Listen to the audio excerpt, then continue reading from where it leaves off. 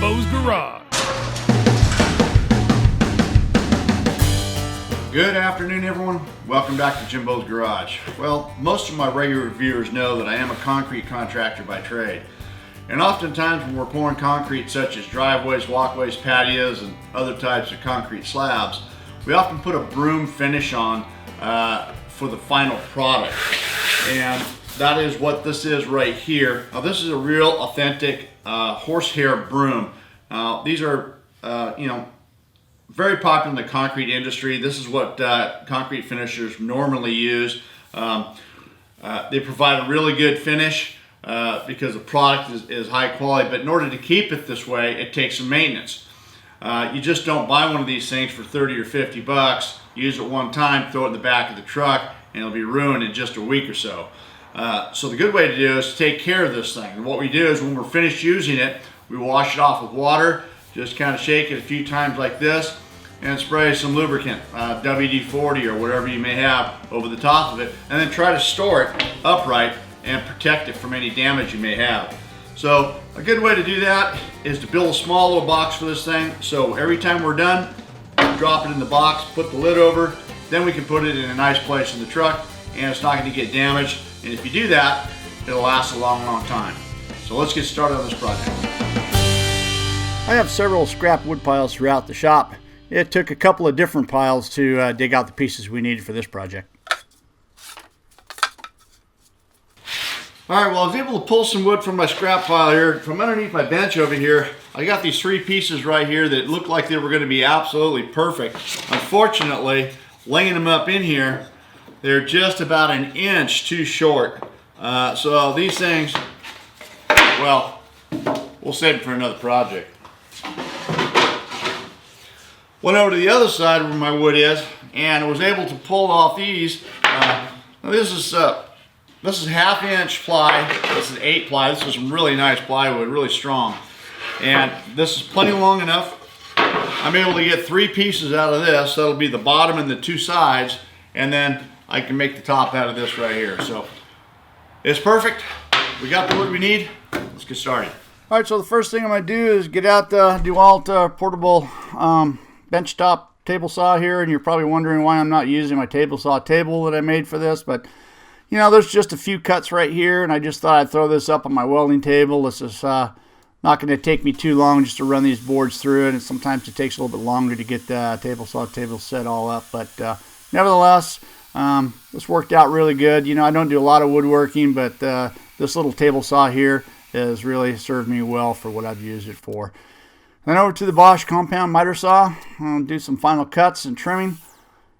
You know, that Bosch miter saw is just something that I didn't think I'd get much use for, but boy, it sure came in pretty handy. Now, assembly on this thing is fairly simple. I'm just gluing all the edges with some tight bond and then just putting some brad nails in. This is 1/2 inch thick material. I'm using 1 1/4 18 gauge brads for this right here. You know, I take a lot of note in trying to get all the edges as smooth and as flat and as true as I possibly can, because I just want to reduce the amount of sanding that I will have to be doing at the end of this project. And it's important that everything, especially on the top where the lid's going to go, is nice and flat. And you can see I'm just testing it out right there, and I'm getting ready to put the hinges on. Or the hinge, I should say. This is just a piano hinge I had laying around the shop, and as you can see, I'm not doing any measuring. I'm just kind of marking it with the Sharpies. Not really thinking that I need to measure anything. But these, you see these clamps right there? Those are those Hansen automatic clamps. Now, those things are really cool. I've got 4 of them now. They work really well. And then I'm just going ahead and drilling these things out. And they're spaced about 2 or 3 inches apart, and 1 inch from each side right here on the end of this thing.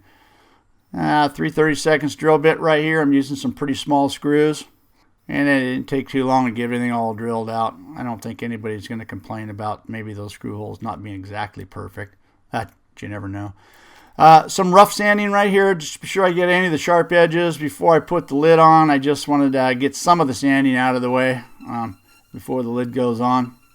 And everything fits really nice and flat. The first thing I want to do here, though, is I'm just going to get a few screws in, 3 on the top, 3 on the bottom. I just want to be sure the lid works okay. And for whatever reason, I decided to use a hand screwdriver.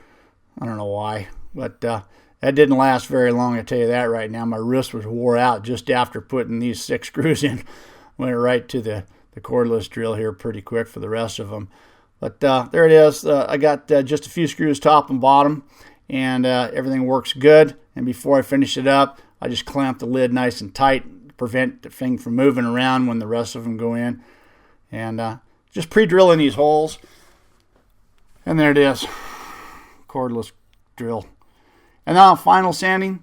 I'm going to go around all the edges and kind of round over all the edges and be sure everything is nice and flat before I put the finish on. And, you know, this is just plywood, so, you know, it's kind of rough. And when you sand it out like this, it's nice and smooth. Now, this is boiled linseed oil.